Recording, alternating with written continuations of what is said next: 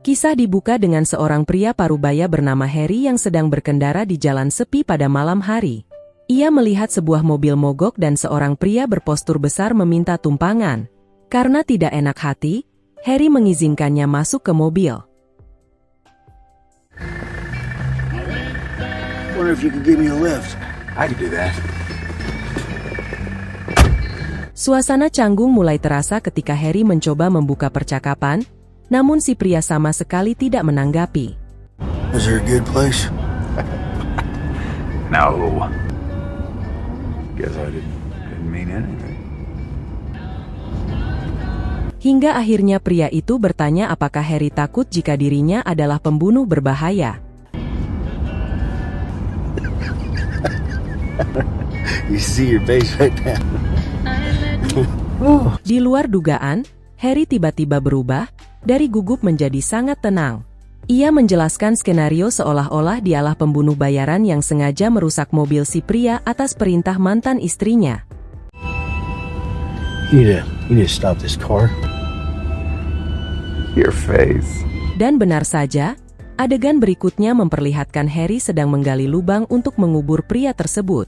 Disinilah kita mengetahui bahwa Harry adalah seorang pembunuh bayaran profesional yang mendapat tugas baru di kota kecil bernama Lareau, Texas.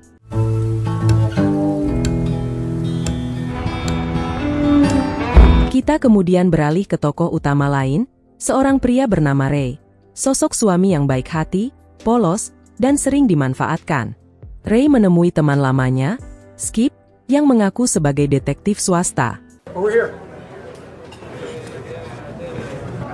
Have a seat, amigo. I didn't know if you'd recognize me. Skip sudah lama mengikuti gerak-gerik istri Ray, Stacy, dan menemukan bahwa Stacy sering keluar masuk hotel bersama pria lain. I'm not quite sure because I wasn't invited to the wedding, but yeah, I know what you're going through, amigo. Namun Ray, dengan sifatnya yang pasrah, memilih tidak ingin tahu lebih jauh. Well, maybe next time you'll mind your own business. Stacy sendiri adalah guru les vokal yang bekerja demi tambahan penghasilan untuk keperluan pribadi.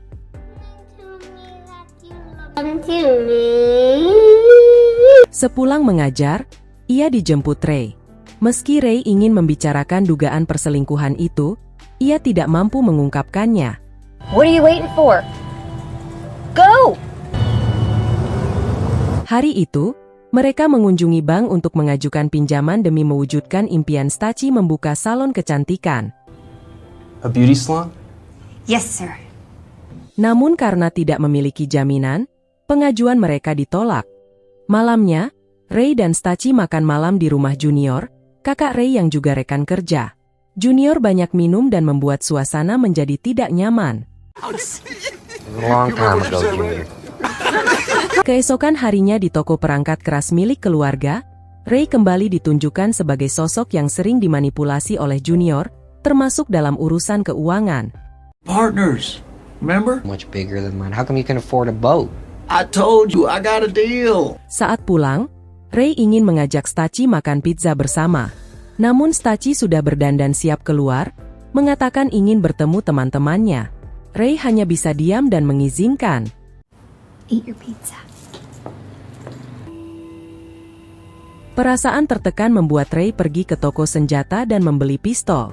Ia kemudian menuju hotel tempat Stacy biasa bertemu selingkuhannya, dengan niat mengakhiri hidupnya. Namun rencananya buyar saat seorang pria asing tiba-tiba masuk ke mobil. How do we do this, man? Pria itu bernama Tiller.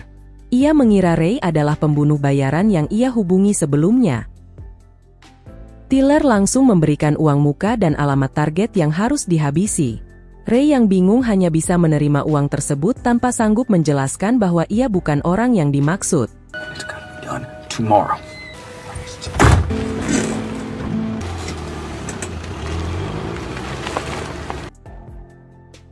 Sesaat setelah itu, Harry, pembunuh bayaran asli, tiba di lokasi namun terlambat menyadari kekacauan yang terjadi. He didn't show. Keesokan harinya, Ray mengikuti target yang ternyata seorang pengacara. Ia membuntuti pria tersebut sepanjang hari hingga akhirnya mereka terlibat pertengkaran di dalam mobil. Hey.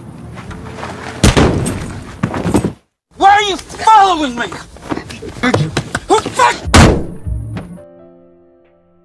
Ray kehilangan kendali dan tanpa sengaja membunuh sang pengacara. Panik, Ray membuang jasadnya di tempat sepi dan membersihkan mobil di tempat cuci umum. Tak tahu harus berbuat apa, Ray mendatangi rumah kakaknya. Di sana ia bertemu Susan, istri Junior, yang tanpa sengaja membongkar fakta mengejutkan. And your wife are having an affair. No way. He's probably got his dick up her ass right now. Junior dan Staci sudah lama berselingkuh di hotel yang sama. Susan mengira Ray sudah tahu dan selama ini memilih diam karena lelah menghadapi perselingkuhan Junior. I found this in his laundry. Sementara itu, Harry menyadari kesalahpahaman dengan Tiller dan mulai mengejarnya.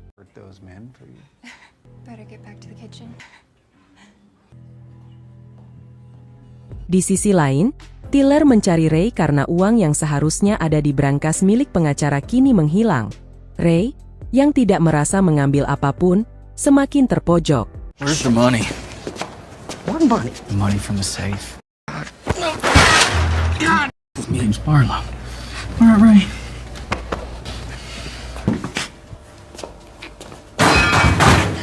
Skip muncul dan menuntut ikut campur agar citranya sebagai detektif meningkat.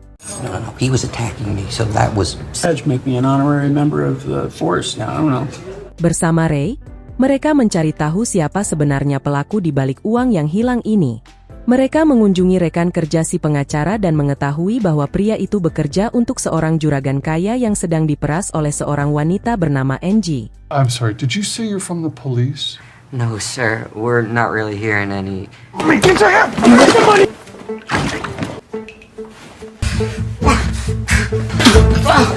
Who was the client? It's the attorney-client privilege. Adam Ledoux. Harry akhirnya menemukan Tiller dan memaksanya jujur. Who are you? Sit.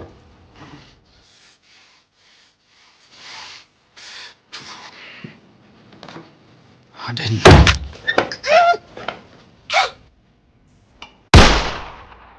Di saat yang sama, Ray dan Skip juga mendatangi Tiller dan Angie, berharap mendapatkan jawaban tentang uang yang hilang. Angie mengaku uang itu belum sempat ia terima karena pengacaranya keburu meninggal. Malamnya, Ray tiba-tiba mendapat pencerahan. Ia ingat bahwa mobil si pengacara masih terparkir di bar tempat ia biasa nongkrong. Ray dan Skip pun menuju lokasi dan menemukan koper berisi uang di dalam mobil tersebut. Namun alih-alih mengembalikannya kepada juragan, Ray malah mengarahkan pistol ke Skip dan mengambil koper itu. What are you doing? That she'll go with. Man. Ia ingin memberikan uang tersebut kepada Staci agar istrinya bisa membuka salon, berharap itu menjadi jalan untuk memperbaiki rumah tangga mereka. I thought we were friends. We're not. Ray mendatangi Staci dan Junior di hotel. Meski menemukan mereka bersama, Ray tetap memberikan koper itu kepada Staci dan memintanya pergi memulai hidup baru. Namun tindakan Ray membuat Skip melaporkannya ke pihak berwajib, hingga Ray ditangkap polisi. Di sisi lain, Harry yang mendengar penangkapan tersebut langsung mengejar koper uang itu. Ia menembak dua polisi yang sedang mengawal Ray dan mencari keberadaan uang tersebut.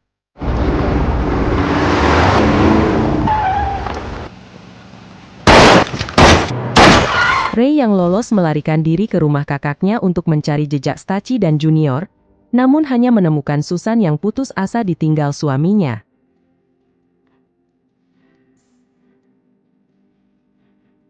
Harry berhasil menyandera Skip.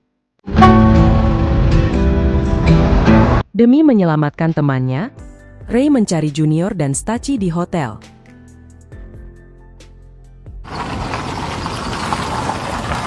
Ia menembak Junior, namun membiarkan Staci pergi. Ray memilih tetap tinggal untuk menghadapi Harry dalam pertarungan terakhir. Pertemuan mereka berakhir dengan baku tembak. Keduanya terluka parah dan pada akhirnya tewas. It's important to finish things once we start them.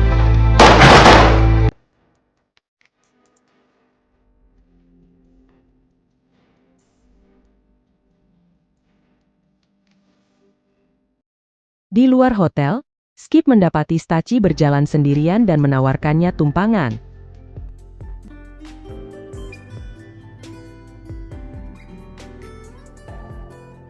Apa yang terjadi pada mereka selanjutnya? Tidak ada yang tahu. Akhir cerita ini memberi pesan sederhana. Jika seseorang memilih pergi demi orang lain, lepaskanlah. Kesetiaan tidak akan berarti jika diberikan kepada orang yang tidak menghargainya. Terima kasih sudah menonton. Sampai jumpa di video berikutnya.